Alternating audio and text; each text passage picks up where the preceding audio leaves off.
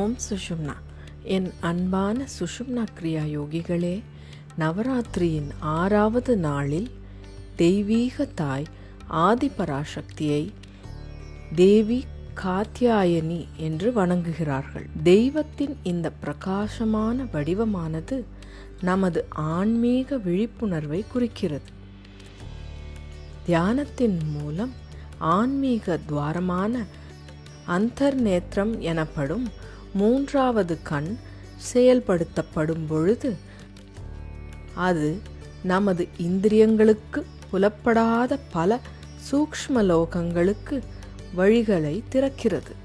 அந்தர்நேத்திரம் அவ்வுலகங்களின் நுட்பமான பரிணாமங்களை நமக்கு வெளிப்படுத்துகிறது.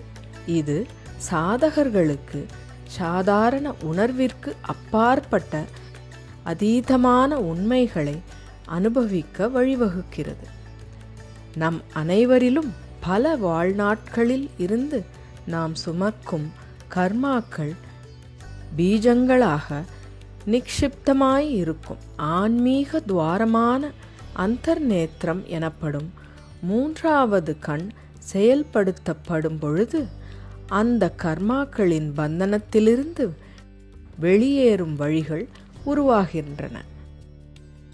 இந்த தேவியானவர் கர்மாக்களின் பாரத்திலிருந்து நம்மை விடுவித்து மனசாந்தியை பிரசாதிக்கிறார். மனித மனம் அமைதியற்றதாகவும் சஞ்சலனமுற்றதாகவும் குழப்பமான பல பிரமைகளையும் உருவாக்குகிறது. இந்த மாயைகளை நமது விழிப்புணர்வை மறைத்து அஞ்ஞானத்தில் நம்மை பிணைக்கிறது.